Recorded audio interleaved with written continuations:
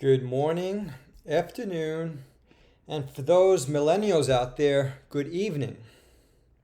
So today I'm going to do a quick take on the Services PMI Index. Now, everyone and their mother knows about the other one, the traditional one. That's the ISM PMI Index, which is basically the Purchasing Managers Index for manufacturers. Now, before I go on, I want to question, why do people focus so much on that one, on the manufacturing index, when 2/3 of the US economy is services? So today, instead of talking about that, I'm going to talk about this, the Services PMI Index. So the one that just came out like 3 days ago, maybe two, I don't know. It said that the Services PMI was above expectations at 56.9%. And that's for August. And that's a pretty darn good number. I mean, I expected that index to be down a lot lower by this time.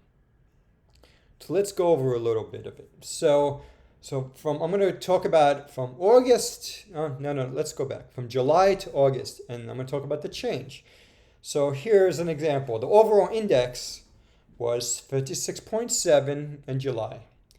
And in August, it went up to 56.9.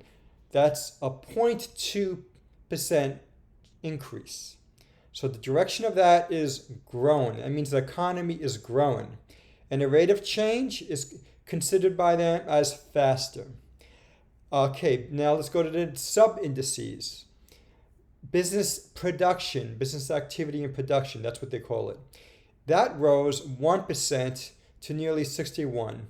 Its direction is growing. The rate of change is called faster. New orders grew 1.9% to nearly 62. That's a really good number. And its direction is, you guessed it, growing. Rate of change, faster.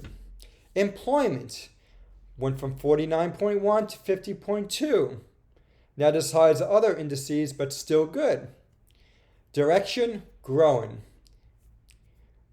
Rate of change, faster. Supplier deliveries.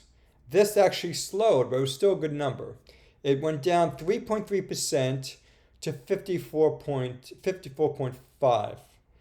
So the direction is slowing. The rate of change is slowing. And this one, the sub-index, is probably slowing because of what we talked about earlier, and that's bottlenecks and supply chain logistics issues. We all know about that, huh? Inventories went up 1.2% from 45 to 46.2.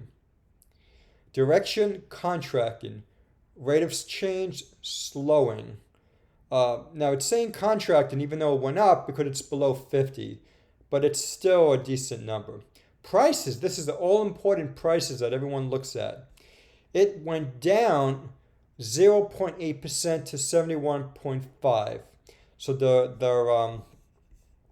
direction is increasing, but at a slower rate. It's still high, obviously. 71.5 was the highest sum index of this services PMI.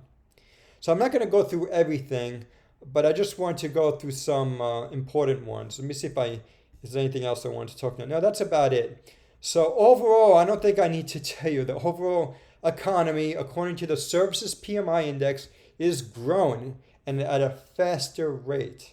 So this is not what I expected at this time.